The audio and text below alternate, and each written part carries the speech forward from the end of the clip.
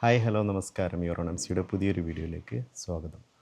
അപ്പോൾ ഇന്ന് ഒരു വ്ളോഗ് ചെയ്യാമെന്നാണ് കരുതുന്നത്. കുറേ കാലമായി ഈ ചാനലിലൂടെ ഒരു വീഡിയോ ഇട്ടിട്ട് തന്നെ.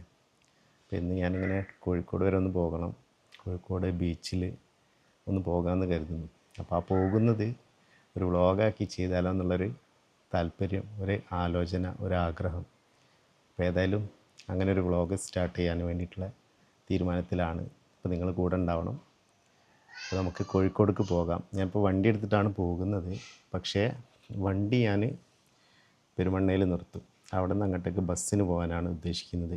ബസ്സിനാകുമ്പോൾ നമുക്ക് ഫ്രീ ആയിട്ട് പോകാം. കാരണം എന്താ വെച്ചിട്ടുണ്ടെങ്കിൽ വണ്ടി ഡ്രൈവിങ്ങിൻ്റെ ഒരു ടെൻഷനോ കാര്യങ്ങളൊന്നും വേണ്ട ആവശ്യമില്ല. അപ്പോൾ അങ്ങനെ പോകാമെന്ന് കരുതുന്നു. അപ്പോൾ ഏതായാലും നമുക്ക് സ്റ്റാർട്ട് ചെയ്യാം.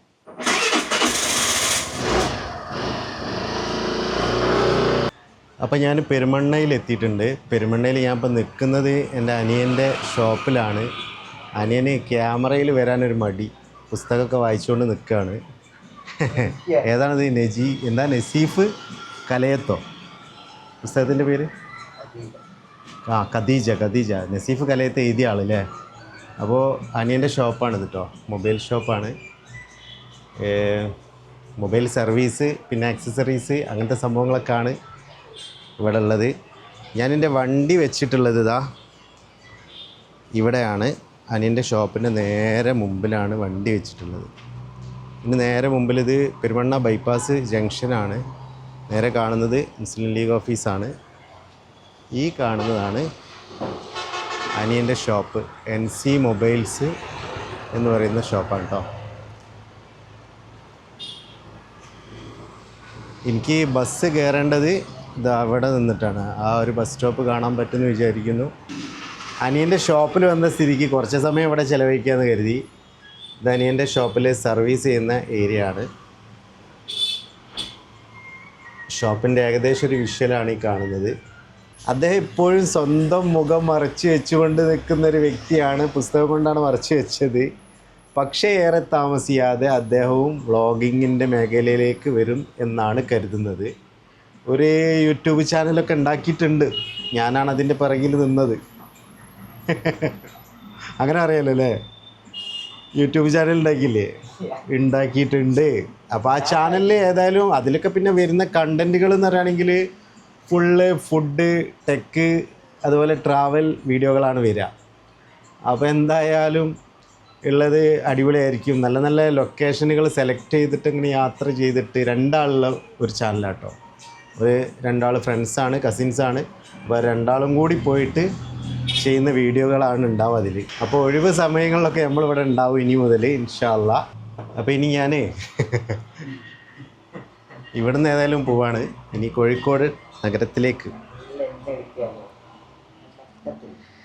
സംഗതി കിട്ടിയിട്ടുണ്ട് എന്നാണ്, ചെറുതായിട്ടൊന്ന് കിട്ടിയിട്ടുണ്ട്. താങ്കളെങ്ങനെ മുഖം പുസ്തകം കൊണ്ട് മറച്ചു വെച്ചാലും താങ്കളുടെ മുഖം നമ്മളുടെ ക്യാമറ ഒപ്പിയെടുത്തിട്ടുണ്ട്. അപ്പോൾ ഞാൻ ഏതായാലും ഇനി കോഴിക്കോടേക്ക് പോട്ടെ. കോഴിക്കോട് ബീച്ച് കണ്ടുവരാം. കുറച്ച് നേരം അവിടുത്തെ കാറ്റൊക്കെ കൊണ്ട് കാറ്റ് വാങ്ങി വീട്ടിലേക്ക് വരാം. ഓക്കെ. ഞാൻ ഇവിടെ നിൽക്കുന്ന സമയത്ത് ഒരു ബസ് വന്നിട്ടുണ്ട്. ആ ബസ്സിൽ ഞാൻ കയറുന്നില്ല. അടുത്ത ബസ്സിൽ നമുക്ക് കയറാം.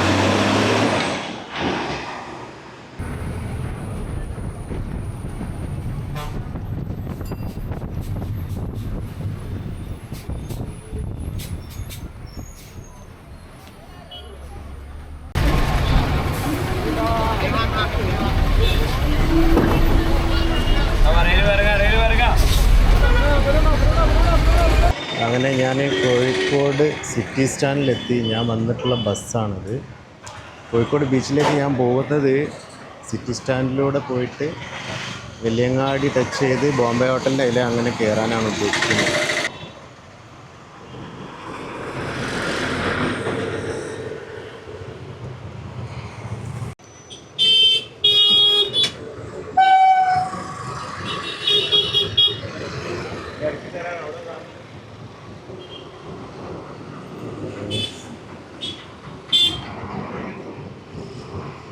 ഇവിടെ ഗേറ്റ് അടവാണ്. ഗേറ്റ് അടവായതുകൊണ്ട് തന്നെ ഇനിയിപ്പോൾ ഈ ഗേറ്റ് ഓപ്പൺ ആയിട്ട് അതിലങ്ങനെ നടന്നിട്ടാണ് ഞാൻ പോകാൻ ഉദ്ദേശിക്കുന്നത്. ഇവിടുന്ന് നേരെ ഇങ്ങോട്ട് വന്നാൽ അത് മിഠായി തെരുവിലേക്കുള്ള എൻട്രൻസ് ആണ്. അപ്പോൾ ഇവിടുന്ന് നേരെ ട്രെയിൻ പോയതിന് ശേഷം ഈ വാഹനങ്ങൾ നിർത്തിയിട്ടുള്ള 2ാം ഗേറ്റാണിത്. ഈ 2ാം ഗേറ്റിൻ്റെ അവിടെ നിന്ന് നേരെ നടക്കണം. നേരെ വില്യങ്ങാടി കോടതി റോഡാണ്, കോർട്ട് റോഡാണിത്. വില്യങ്ങാടി വഴി അങ്ങനെ കോർട്ട് റോഡിലൂടെ നേരെ ബോംബെ ഹോട്ടലിൻ്റെ അടുത്തെത്തിയിട്ട് അവിടെ നിന്ന് നേരെ ബീച്ചിലേക്ക് പ്രവേശിക്കാം. അതാണ് planning. KP Keshava Menon road. ഇത് മാതൃഭൂമിയാണ് പത്രം. ഇത് മാതൃഭൂമി പത്രത്തിൻ്റെ ലൊക്കേഷനാണ്. നേരെ നോക്കിയാൽ നമുക്ക് റഹ്മത്ത് ഹോട്ടൽ കാണാം. കോഴിക്കോടത്തെ ബിരിയാണിൻ്റെ ഒരു കേന്ദ്രം റഹ്മത്ത് ഹോട്ടലാണ് ഈ കാണുന്നത്. എല്ലാവരും റെയിൽവേ സ്റ്റേഷനിൽ ഇറങ്ങി കഴിഞ്ഞിട്ട് നേരെ വരുന്നത് ഇവിടേക്കാണ് ബിരിയാണി കഴിക്കാൻ. അങ്ങനെ വരുന്ന ആളുകളുണ്ട്, കുറേ ആളുകളുണ്ട്. അങ്ങനെ റഹ്മത്ത് ഹോട്ടലിൽ പോയിട്ട് ബിരിയാണി കഴിച്ചാൽ കോഴിക്കോടത്തെ ബിരിയാണിൻ്റെ ടേസ്റ്റ് അറിയാമെന്നാണ് പറയാം. ഇനി നമ്മൾ ഇവിടുന്ന് നേരെ വീണ്ടും പടിഞ്ഞാറ് ഭാഗത്തേക്കാണ് പോകുന്നത്.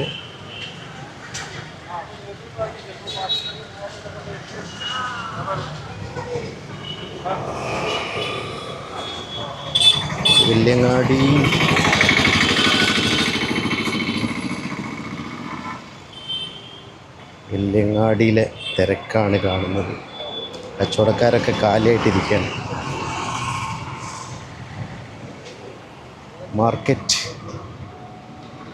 മാർക്കറ്റ് കോർട്ട് റോഡ് എല്ലാം ഉൾക്കൊള്ളുന്ന സ്ഥലമാണ്.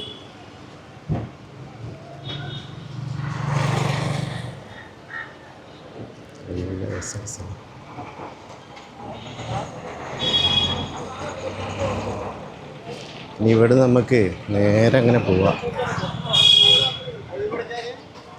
വില്യങ്ങാടി മാർക്കറ്റാണ്. ഇവിടെ കിട്ടാത്തതായിട്ട് ഒന്നും ഉണ്ടാവില്ല.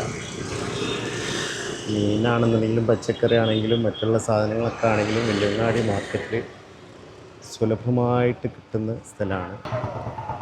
മാർക്കറ്റ് ഇങ്ങനെ കണ്ടുകൊണ്ട് നിൽക്കുന്നതാണ്. മാർക്കറ്റിൻ്റെ ഉള്ളിലേക്ക് കയറുന്നില്ല. അവിടേക്ക് കയറിക്കഴിഞ്ഞാൽ പിന്നെ അവിടെ നിന്ന് ഇപ്പം നമ്മൾ ഫസ്റ്റിൽ വ്ളോഗായതുകൊണ്ട് കുറച്ച് അന്തർമുഖത്ത് എനിക്കുണ്ട്. പെട്ടെന്നൊരു ഇൻട്രോവേർട്ടായിട്ട് ഇങ്ങനെ നിൽക്കേണ്ട ഒരു സാഹചര്യമുണ്ട്. ഫസ്റ്റ് വ്ളോഗാകുമ്പോൾ അങ്ങനത്തെ കുറച്ച് കുഴപ്പങ്ങളുണ്ടാകും. നമ്മൾ ഉദ്ദേശിച്ച മാതിരി ഒന്നും പെർഫോമൻസ് ചെയ്യാൻ പറ്റില്ല. പതുക്കെ അങ്ങനെ സെറ്റാക്കി എടുക്കാൻ പറ്റുമെന്ന് കരുതുന്നു. ആ ഇൻട്രോവേർട്ടായിട്ട് ഇങ്ങനെ നിൽക്കുന്നതിൽ നിന്നൊരു എക്സ്ട്രോവേർട്ടിലേക്കൊരു മാറ്റം വേണ്ടതുണ്ട്.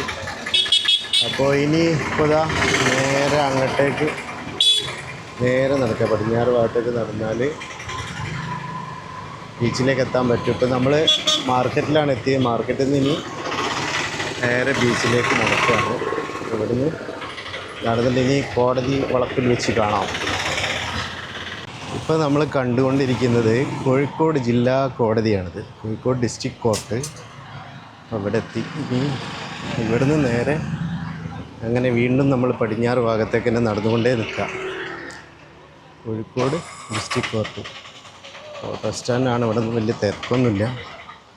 കോടതി പിരിയുന്ന സമയമൊക്കെ കഴിഞ്ഞു. 4 മണി കഴിഞ്ഞിട്ടുണ്ട്. സിവിൽ സെഷൻസ് കോർട്ട് അങ്ങനെ കാണിക്കുന്നത് ഉണ്ടല്ലേ. കോടതി. ഇവിടെ അഡ്വക്കറ്റുമാരുടെ ഒരു ഘോഷയാത്ര ഉള്ള സ്ഥലം. കോടതി. അങ്ങനെ നമ്മൾ നടന്ന് ഇതാ ബോംബെ ഹോട്ടലിൻ്റെ അടുത്തെത്തി. എന്തുകൊണ്ടാണ് ഞാനിങ്ങനെ ബോംബെ ഹോട്ടൽ എന്നിങ്ങനെ പറയുന്നതെന്ന് വെച്ചാൽ, ഇത് എന്ന് പറഞ്ഞാൽ ഞാൻ പലപ്പോഴും വന്നിട്ട് ചായ കഴിക്കുന്നതും നല്ല നാഷ്താക്കുന്നതൊക്കെ ആയിട്ടുള്ള സ്ഥലമാണ്. അതുകൊണ്ടാണ് ഇതിനെങ്ങനെ പറഞ്ഞു പോകുന്നത്. കാരണം ഈ റൂട്ടിൽ വരുമ്പോൾ ഇതിനെയാണ് കാര്യമായിട്ട് പറയാറുള്ളത്. അപ്പോൾ ഇനി നമ്മൾ ഇവിടുന്ന് കുറച്ച് ദൂരം കൂടെ മുന്നോട്ടേക്ക് തന്നെ നടന്നു കഴിഞ്ഞാൽ സംഗതി നമ്മളെ കോഴിക്കോട് ബീച്ച് എത്തി. സംഭവം കോഴിക്കോട് ബീച്ച്.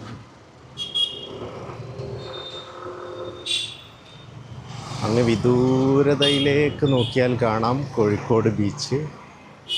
അപ്പോൾ ഞാൻ എന്തുകൊണ്ടാണ് ക്ലിപ്പായിട്ട് എടുക്കുന്നത് എന്നുള്ളത് എന്ന് വെച്ചാൽ, ഒരു വ്ളോഗിൽ കൃത്യമായിട്ട് ശരിക്കും അങ്ങനെ ലൈവായിട്ട് ഇങ്ങനെ പറഞ്ഞുകൊണ്ടേ പോകണം. പക്ഷേ ഒരു സ്റ്റാർട്ടിങ് വ്ളോഗ് എന്നുള്ള നിലക്ക് അത്രയ്ക്കങ്ങോട്ട് പറയാനുള്ളൊരു സംഗതിയിലേക്ക് ഞാൻ എത്തിയിട്ടില്ല. ഞാൻ അങ്ങനെ എത്തുന്ന സമയത്ത് തീർച്ചയായിട്ടും പറയാൻ അറിയാഞ്ഞിട്ടൊന്നുമില്ല. ശരിക്കും പറഞ്ഞാൽ ആളുകളെ കാണുന്ന സമയത്ത് ഒരു എന്താ പറയുക, ഓലിങ്ങനെ വന്ന് ചോദിക്കുമ്പോൾ എനിക്ക് ഒരു വല്ലാത്തൊരു ഇതാണ്.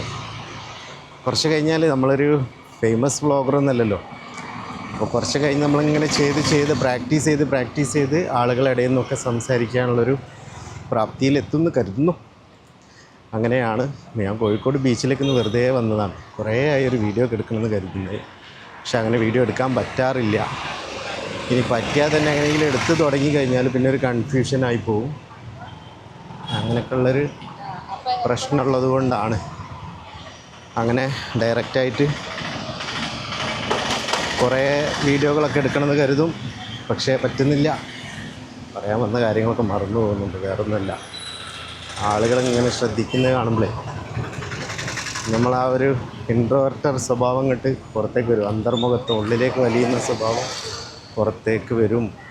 അത് പുറത്തേക്ക് വരാതിരിക്കാൻ ഉള്ളൊരു പരിശീലന കളരി കൂടിയാണ് ഇന്നത്തെ ഈ ഒരു വീഡിയോ എന്ന് പറയാം. അപ്പോൾ നമ്മൾ ഏകദേശം കോഴിക്കോട് ബീച്ചിലെത്തിയിട്ടുണ്ട്. ഇപ്പം കാണുന്ന ഈ ഒരു സംഭവം എന്താണെന്ന് വെച്ചാണെങ്കിൽ, മദ്യപാന പ്രേമികൾക്കൊക്കെ ഇഷ്ടപ്പെടുന്നൊരു ഹോട്ടൽ സ്വീക്കീനാണിത്. ഇത് ബാറാണ്. അങ്ങനെ നമ്മൾ ഏകദേശം കോഴിക്കോട് ബീച്ചിലേക്ക് എത്തിക്കഴിഞ്ഞു.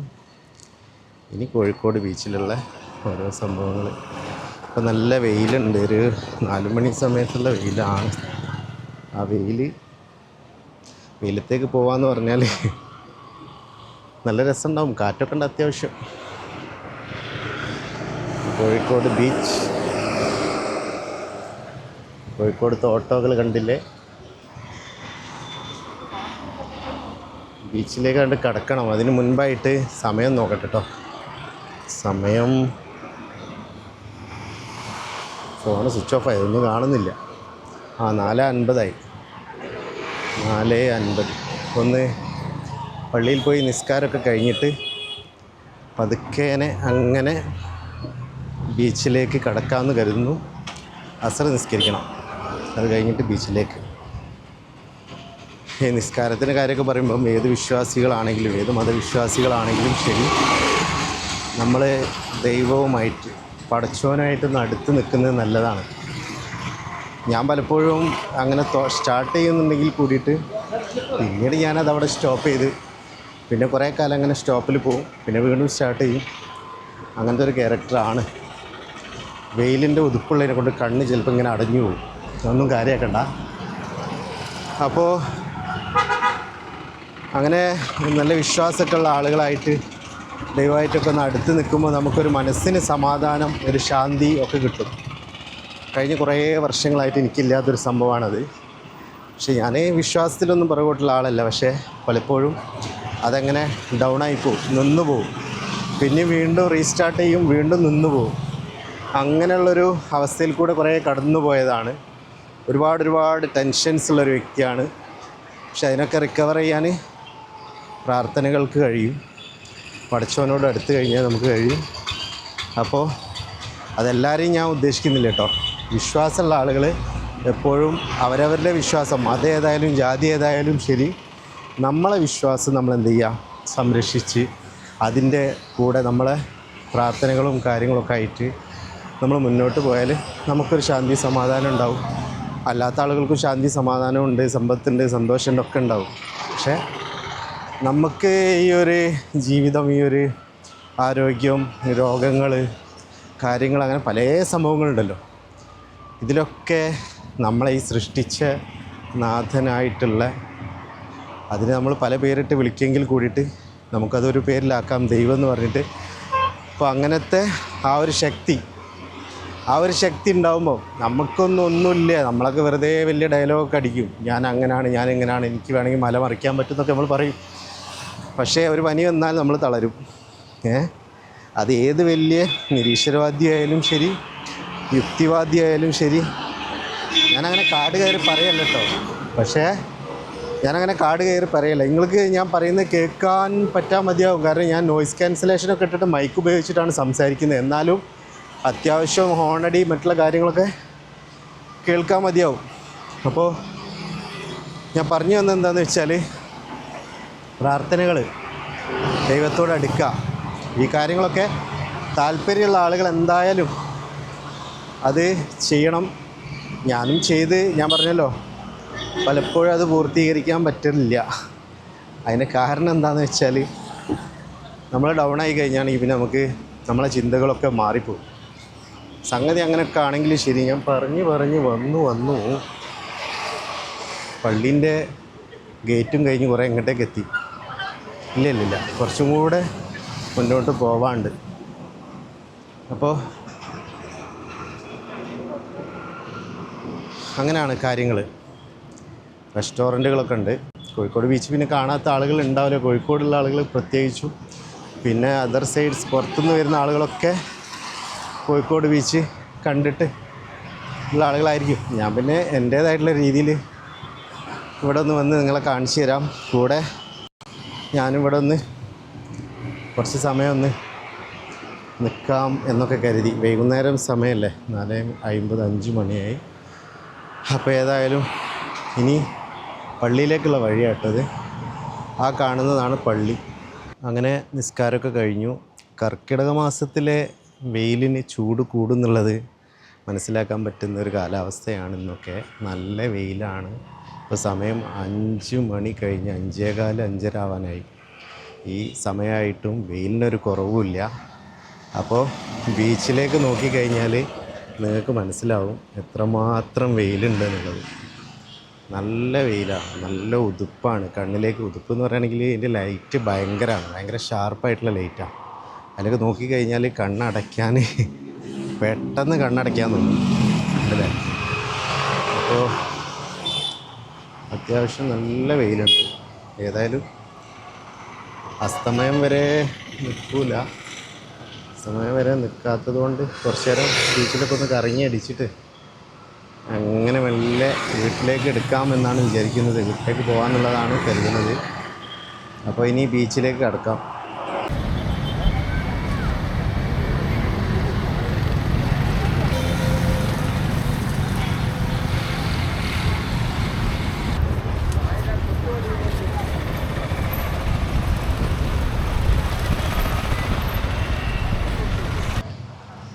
ബീച്ചിലിപ്പോൾ വർക്കുകൾ നടന്നുകൊണ്ടിരിക്കുകയാണ്. പഴയ ഫുട്പാത്തൊക്കെ മാറ്റിയിട്ട് പുതിയ ഫുട്പാത്ത് ഉണ്ടാക്കുകയാണ്. ഇപ്പോൾ റോഡ് വീതി കൂട്ടാനുള്ള പരിപാടിയാണെന്നാണ് തോന്നുന്നത്. അപ്പോൾ അതുകൊണ്ട് തന്നെ കുറേ ഏരിയ കൺസ്ട്രക്ഷൻ്റെ പരിപാടിയിലായതുകൊണ്ട് ഇരിക്കാനുള്ള സ്ഥലങ്ങൾ ഈ ഭാഗത്തേക്ക് കുറവാണ്. പിന്നെ ഇവിടെ മുഴുവൻ ഫുഡിൻ്റെ കോർട്ടാണ്. ഫുഡ് സെക്ഷൻ ആയതുകൊണ്ട് ഫുഡ് ഇഷ്ടം പോലെ ഉണ്ട്. കല്ലുമ്മക്കായ, കോളിഫ്ലവർ, അങ്ങനെ വെറൈറ്റീസ് ഐറ്റംസുകളൊക്കെ ഇവിടെ ഇഷ്ടംപോലെ കിട്ടാനുണ്ട്. വർക്കൊക്കെ കഴിഞ്ഞാൽ ബീച്ച് വീണ്ടും ഒന്നുകൂടെ കാണാൻ നല്ല ഉഷാറായിരിക്കും. നമ്മളെ ആകാശവാണി വാർത്തകൾ വായിക്കുന്നത് കോഴിക്കോട് നിന്നും. കോഴിക്കോട് ആകാശവാണിൻ്റെ ബിൽഡിങ്ങാണിത്. കോഴിക്കോട് നഗരസഭാ കാര്യാലയം. കോഴിക്കോട് നഗരസഭാ കാര്യാലയം. ബേപ്പൂർ ബസ്സാണ് പോകുന്നത്.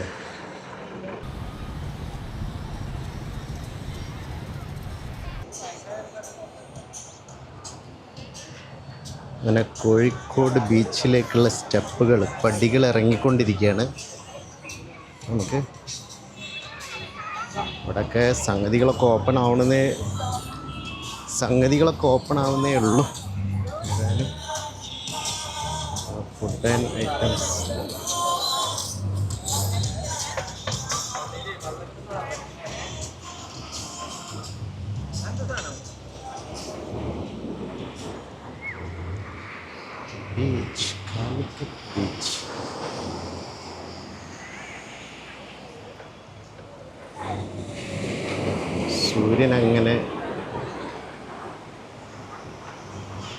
സൂര്യൻ്റെ അടുത്തൊക്കെ തന്നെ പോട്ടെ.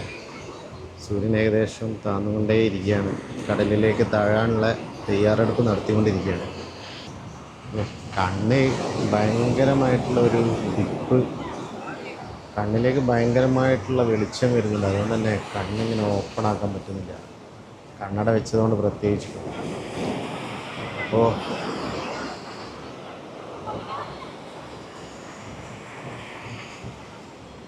ഇവിടെ വരുന്ന ആളുകൾക്ക് വേണ്ടിയിട്ട് തയ്യാറായി ഇരിക്കുന്ന കുപ്പികളിലിരിക്കുന്ന പ്രത്യേക സംഗതികൾ.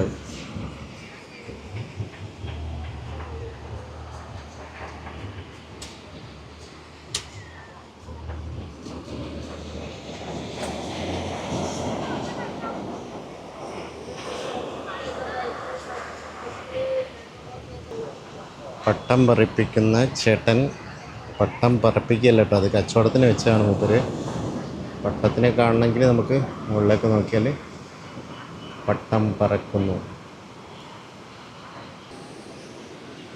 അപ്പം സൂര്യൻ അങ്ങനെ താഴോട്ടിങ്ങനെ താഴ്ന്നുകൊണ്ടേ നിൽക്കുകയാണ്. അപ്പം അതൊന്ന് താഴ്ന്നു കഴിഞ്ഞാൽ ഇവിടുന്ന് പോകാമെന്ന് കരുതുന്നു. അപ്പം ഞാൻ ഈ ഒരു വീഡിയോ എടുക്കുന്നത് ഓസ്മോ ആക്ഷൻ 4 എന്ന് പറഞ്ഞിട്ടുള്ള ക്യാമറയിലാണ്. അതിൽ ഡെപ്തൊക്കെ കുറവായിരിക്കും, ഫോക്കസ് കുറവായിരിക്കും. പിന്നെ ആക്ഷൻ ക്യാമറ എന്നുള്ളൊരു രീതിയിലുള്ള ക്യാമറ ആയതുകൊണ്ട് തീർച്ചയായിട്ടും ആക്ഷന് വേണ്ടിയിട്ടാണ് ഇത് ഉപയോഗിക്കുക. അതുകൊണ്ട് വ്ളോഗ് എന്ന് പറഞ്ഞു കഴിഞ്ഞാണെങ്കിൽ നമ്മൾ ട്രാവലിങ്, പിന്നെ എന്തെങ്കിലും വാഹനത്തിലൊക്കെ പോകുന്ന സമയത്തൊക്കെ യൂസ് ചെയ്യുന്ന ക്യാമറ ആയിട്ട് ഇതിനെ ഉപയോഗിക്കുക. അതുപോലെ വെള്ളത്തിൽ നിന്ന് എടുക്കുന്ന, പിന്നെ വെള്ളത്തിനടിയിലൊക്കെ പോയിട്ട് എടുക്കുന്ന വീഡിയോകൾക്ക് ഉപയോഗിക്കാം. അങ്ങനെ ആക്ഷനുമായിട്ട് ബന്ധപ്പെട്ടുള്ള വീഡിയോകൾ എടുക്കാനാണ് ഈ ഒരു ക്യാമറ അധികമായിട്ട് ഉപയോഗിക്കുക. അതിനിതൊരു വ്ളോഗ് എന്നുള്ള രീതിയിൽ ആക്കിയെടുക്കുകയാണ്. അതുകൊണ്ട് ക്വാളിറ്റിയൊക്കെ നിങ്ങൾ അഭിപ്രായം പറയണം. പിന്നെ ഈ ഒരു വീഡിയോയിൽ ഞാൻ പറയുന്ന കാര്യങ്ങൾ കഴിയുന്നതും കട്ട് ചെയ്യാതെ ഇടണം എന്നുള്ളതാണ് ഉദ്ദേശിക്കുന്നത്. അതുകൊണ്ട് തന്നെ പല അങ്ങനെയൊക്കെ സൗണ്ടുകളുണ്ടാവും, പറയുന്നതിലൊക്കെ പല തെറ്റുകളുണ്ടാവും. അതൊക്കെ സദയം ക്ഷമിക്കുക, പൊറുക്കുക. പിന്നെ വീഡിയോ കാണുന്ന ആളുകളൊക്കെ എന്തായാലും ചാനലൊന്ന് സബ്സ്ക്രൈബ് ചെയ്തിട്ട് ആ ബെല്ലൈക്കനൊക്കെ ഒന്ന് ഞെക്കി പൊട്ടിച്ചിടാൻ വേണ്ടിയിട്ട് ശ്രദ്ധിച്ചാൽ വളരെ ഉപകാരമാണ്. അപ്പോൾ ഇങ്ങനെ ഇരുന്നു കൊണ്ട് മണലിങ്ങനെതാ സംഭവം ഇതേ ഇങ്ങനത്തെ സംഭവങ്ങളൊക്കെ ഇങ്ങനെ കളിക്കുക, ഇതൊക്കെ രസമുള്ള കാര്യമാണ്. ബീച്ചിൽ വന്നു കഴിഞ്ഞാണെങ്കിൽ ഒരുപാട് എൻ്റർടൈൻമെൻ്റ് ഉണ്ട് കേട്ടോ. നമ്മളെ മനസ്സിനെ പല സമയത്ത് പല രീതിയിലേക്ക് ചിന്തിപ്പിക്കുന്ന പല കാര്യങ്ങളുണ്ട്, പല പൊട്ടത്തരങ്ങളുണ്ടെന്ന് പറയാം. അങ്ങനെ പല സംഭവങ്ങളുണ്ട്. ഇനിയിപ്പോൾ ഞാൻ ഈ കടലിനോട് ചേർന്നുകൊണ്ട് ഇങ്ങനെ തിരയടിച്ച് വരുന്ന ആ ഭാഗത്ത് പോയിട്ട് കടപ്പത്ത് വന്നാണെങ്കിൽ അവിടെ ഇങ്ങനെ കൈകൊണ്ട് ഇങ്ങനെ ഇതേപോലെ ഇങ്ങോട്ട് എടുക്കും. അങ്ങനെ എടുത്തു കഴിഞ്ഞാൽ അതിൽ പല സ്ഥലത്ത് പല പേരുള്ള ഒരു സാധനം കൂരിക്ക എന്ന് പറയും, ഒരു ജീവിയാണ്. ചില ആളുകൾ അതിനെ കഴിക്കാറൊക്കെ ഉണ്ട്. അപ്പോൾ അത് വറുത്തിട്ടൊക്കെ കഴിക്കുന്നതായിട്ട് കാണുന്നുണ്ട്, വീഡിയോയിലൊക്കെ യൂട്യൂബിലൊക്കെ കാണാറുണ്ട്. ഞങ്ങളതിനെ കൂരിക്ക എന്ന് പറയും. ഞങ്ങളെന്ന് വെച്ചാൽ ഞാൻ എൻ്റെ ചെറുപ്പത്തിൽ കുട്ടിക്കാലത്തൊക്കെ കടപ്പുറത്ത് വന്നിട്ട് ഇതിങ്ങനെ കൈയിട്ട് ഇങ്ങനെ മണ്ണ് വാരി എടുത്തു കഴിഞ്ഞാൽ അതിലുണ്ടാവും ഇങ്ങനെ ഒരു ജീവി. കുറേ എണ്ണം കിട്ടും, ചെറുതും വലുതുമൊക്കെ ആയിട്ട്. ഞണ്ടിൻ്റെ ഒക്കെ ഒരു രൂപത്തിലാണ് അത് കാണുക. അത് ഞാൻ പിന്നീട് കാണിച്ചു തരുന്നുണ്ട്. വ്ളോഗ് നല്ല രീതിയിൽ ചെയ്യാനൊക്കെ ഇങ്ങനെ സെറ്റായി വന്നു കഴിഞ്ഞാൽ അതൊക്കെ എടുത്ത് കാണിച്ചു തരാൻ പറ്റുമെന്ന് നോക്കാം. ചിലപ്പോൾ നോക്കട്ടെ, ഞാൻ ഇപ്പം തന്നെ ഒന്ന് എടുക്കാൻ പറ്റുമെന്നുള്ളത് നോക്കട്ടെ. അങ്ങനെ കടലിലേക്ക് ഇറങ്ങുകയാണ്. സംഭവം നല്ല തണുപ്പുണ്ട്. തിരകളിങ്ങനെ വന്നിട്ട് ആ കാലിലേക്ക് ഇങ്ങനെ അയ്യോ നല്ല തണുപ്പാട്ടോ വെള്ളത്തിന്, അടിപൊളി തണുപ്പാണ്. ഞാൻ പറഞ്ഞ ആ ഒരു ജീവി ഉണ്ടല്ലോ, കൂരിക്ക എന്ന് ഞങ്ങൾ പറയുന്നത്, ആ സാധനം അതല്ല അവിടെ ഇങ്ങനെ കാണുന്നുണ്ട് കേട്ടോ. സംഭവം പറ്റുകയാണെങ്കിൽ ഞാൻ അതിനെ പിടിച്ചു തരാം. ഇതിൽ കിട്ടിയിട്ടില്ല, സംഗതി ഉണ്ടാവാൻ സാധ്യത ഉണ്ട്. അത് കിട്ടാൻ കിട്ടി. ഇതാണ് കേട്ടോ സാധനത. ഇതാണ് ഞങ്ങൾ കൂരിക്ക എന്ന് പറയുന്ന സംഭവമാണിത്. ഈ സാധനം ചില ആളുകളൊക്കെ കഴിക്കാറുണ്ട്. അതായത് ഞണ്ടിൻ്റെ ഒക്കെ ഒരു രൂപത്തിൽ ഒരു ആമനെ പോലൊക്കെ തോന്നിക്കുന്ന ഒരു സംഭവമാണ്. കാണുന്നുണ്ടെന്ന് വിചാരിക്കുന്നു. ഫോക്കസ് ഇല്ലാത്തൊരു ക്യാമറ ആയതുകൊണ്ട് പ്ലെയിനായിട്ടേ കാണാൻ പറ്റുള്ളൂ. മൊബൈൽ ഫോണിലൊക്കെ ആണെങ്കിൽ കുറച്ചുകൂടെ നല്ല രീതിയിൽ എടുക്കാൻ പറ്റാൻ മതിയോ. ഉണ്ടല്ലേ, ഇത് കൂരിക്ക, ഇതിൻ്റെ പേരാണ് കൂരിക്ക. അപ്പോൾ ഇത് കാണിച്ചു തരാൻ വേണ്ടിയിട്ടാണ് ഇറങ്ങിയത്. പക്ഷെ വെള്ളത്തിന് നല്ല തണുപ്പായതുകൊണ്ട് കൂടുതൽ സമയം ഇവിടെ ഇങ്ങനെ നിൽക്കാൻ തോന്നാം. കാരണം നല്ല തണുപ്പുണ്ട്. കാലിനൊക്കെ ഒരു ഇക്കിളിയാവുന്നൊരു ഇക്കിളിപ്പെടുത്തുന്നുണ്ട് കാലിനെ. മണ്ണിങ്ങനെ കാലിനടിയിൽ നിന്ന് ഇങ്ങനെ പോകുമ്പോഴേ. അപ്പോൾ കൂരിക്കനെ നമുക്ക് വിടാം. കൂരിക്ക പോട്ടെ.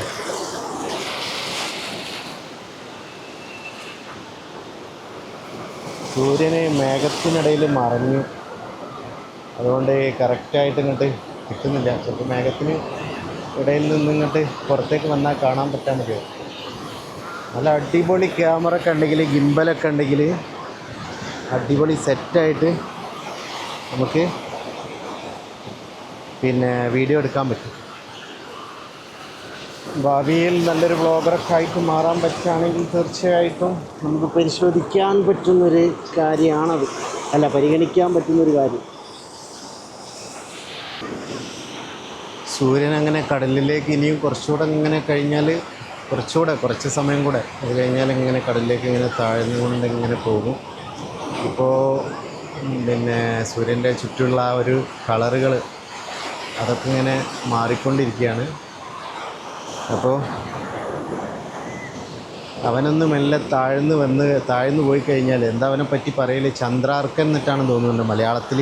അങ്ങനൊരു വേർഡ്സ് സൂര്യനെ പറ്റി ഉപയോഗിക്കും തോന്നുന്നുണ്ട്. കറക്റ്റ് അറിയില്ല കേട്ടോ. അപ്പോൾ അന്തസൂര്യനെ കാണാനും അസ്തമയം കാണാനും ചുറ്റിലും ഒരുപാട് ആളുകൾ ഇങ്ങനെ ഉണ്ട്. ഒരുപാട് ആളുകൾ ചുറ്റിലുമുണ്ട്. ഒരുപാട് ആളുകളെന്ന് പറയുകയാണെങ്കിൽ നമ്മളെ ക്യാമറയ്ക്ക് അത്ര പെട്ടെന്നൊന്നും സെറ്റാക്കി എടുക്കാൻ പറ്റില്ല. പക്ഷേ ആളുകളുണ്ട്, അപ്പുറത്തൊക്കെ ഉണ്ട്. അപ്പോൾ നല്ല കളർഫുള്ളായിട്ട് അങ്ങനെ വരും. പക്ഷെ നമ്മളെ ക്യാമറയിൽ അത് അത്ര അങ്ങോട്ട് കളർഫുൾ ആവില്ല. അത്രയല്ലേ ഉള്ളൂ. ആക്ഷൻ ക്യാമറയല്ലേ, വേണമെങ്കിൽ വെള്ളത്തിലൊക്കെ ഇട്ടൊന്ന് മുക്കിയെടുക്കാൻ പറ്റും. പക്ഷേ ഒരു ഭാഗ്യപരീക്ഷണത്തിന് നിൽക്കുന്നില്ല. ഇനിയൊരു ബഡ്ജറ്റൊക്കെ ആയി വരുമ്പോൾ, വേറൊരു ക്യാമറ ഒക്കെ വാങ്ങാനുള്ള ഒരു ബഡ്ജറ്റൊക്കെ ഉണ്ടായി വരുമ്പോൾ അങ്ങനത്തെ ഒരു സംഭവം നോക്കാം എന്നാണ് കരുതുന്നത്. ഓരോരുത്തർ തിരമാലകൾ ഇങ്ങനെ ആക്രമിച്ചുകൊണ്ടേയിരിക്കുകയാണ്. ഇപ്പോൾ പിന്നെ കൂടുതൽ കരയിലേക്കാണ് തിരമാലകൾ വന്നുകൊണ്ടിരിക്കുക. അപ്പോൾ ആളുകളെല്ലാവരും ബാക്കോട്ട് ഓടിക്കൊണ്ട് പോവുകയാണ് തിരമാലകളൊക്കെ വരുമ്പോൾ. അത് വിഷ്വൽസ് കാണിക്കാത്തത് എന്താണെന്ന് വെച്ചാൽ, വേറെയുള്ള വ്യക്തികളല്ലേ, നമ്മളറിയുന്ന ആളുകളല്ല. കുറേ വീഡിയോസിൽ അത്ര അധികം ഉൾപ്പെടുത്തണ്ടെന്ന് കരുതുന്നതിനെ കൊണ്ടാണ്. എന്നാലും കുറേയൊക്കെ ഉൾപ്പെടുത്തും. കാരണം എന്താണെന്ന് വെച്ചാണെങ്കിൽ, ഒരുപാട് ആളുകൾ വരുന്നൊരു സ്ഥലത്ത് നമ്മൾ എത്ര ക്യാമറനെ കൊണ്ടുപോയിട്ട് ഹൈഡാക്കിയിട്ട് ആളുകളെ കാണിക്കാത്ത രീതിയിൽ ചെയ്താലും അത് കാണിക്കേണ്ട സാഹചര്യങ്ങൾ എന്താണെന്ന് വെച്ചാൽ ആളുകൾ നമ്മളെ ഫ്രെയിമിലേക്ക് എന്തായാലും വന്നുകൊണ്ടിരിക്കും. അതുകൊണ്ടാണ്. ഏതായാലും വളരെ നല്ലൊരു അസ്തമയം കാണാൻ വേണ്ടിയിട്ടുള്ള വെയിറ്റിങ്ങിലാണ്. നല്ലതെന്ന് പറയുകയാണെങ്കിൽ മഴക്കാലത്ത് നല്ലത് തന്നെയാണ്. മഴക്കാലത്ത് കഴിയുന്നതും ഇങ്ങനെ അസ്തമയം കിട്ടാൻ പാടാണ്. നല്ല വെയിലൊക്കെ ഉള്ള സമയത്ത് വന്നാലാണ് കിട്ടുക. ഇന്ന് മഴയൊന്നുമില്ല, കർക്കിടക മാസമായിട്ടൊന്നും മഴയൊന്നുമില്ല. എന്നും ഇന്നലെയൊന്നും മഴയില്ല, നല്ല ചൂടാണ് വെയിലിന്. അപ്പോൾ ആ ഒരു രീതിയിലൊക്കെ നോക്കുമ്പോൾ ഇന്ന് മഴയില്ലാത്തൊരു സാഹചര്യത്തിൽ സൂര്യനെ കാണാൻ പറ്റും. കുറേ ബോട്ടുകളൊക്കെ പോകുന്നുണ്ട് കേട്ടോ. ബോട്ടുകളൊക്കെ ഇങ്ങനെ കാണാൻ പറ്റും. ഇത് സൂം ചെയ്തിട്ട് അത്ര കേപ്പബിലിറ്റി ഇല്ലാത്ത ക്യാമറ ആയതുകൊണ്ട് സൂം ചെയ്തിട്ട് കാണിക്കാൻ പറ്റുന്നില്ല. അതുകൊണ്ടാണ്, സൂം ചെയ്താൽ കിട്ടൂല. കാരണം ബോട്ട് അത്രയും ലോങ്ങിലാണ്. അത്രയും നല്ല ക്യാമറ ഒക്കെ ഉണ്ടെങ്കിൽ, അത്രയും നല്ല സൂം ചെയ്യാൻ പറ്റിയ ലെൻസൊക്കെ ഉണ്ടെങ്കിൽ നമുക്ക് അത്രയും കാണിക്കാൻ പറ്റും. പക്ഷെ ഇത് അത്ര കാണിക്കാൻ പറ്റാത്തതിന് കാരണം നമ്മളെ ക്യാമറയ്ക്ക് സൂമിങ്ങും ഇല്ല, ഫോക്കസിൻ്റെ സംവിധാനവും ഇല്ല. എന്താ പറയുക, ഒരു ഓപ്പണായിട്ടുള്ള ഒരു സംഭവത്തിന് കാണിക്കുക എന്നല്ലാതെ കറക്റ്റായിട്ട് ഫോക്കസ് ചെയ്തിട്ട് ഒരു സംഭവത്തിന് കാണിച്ചെടുക്കാൻ വലിയ പാടാണ്.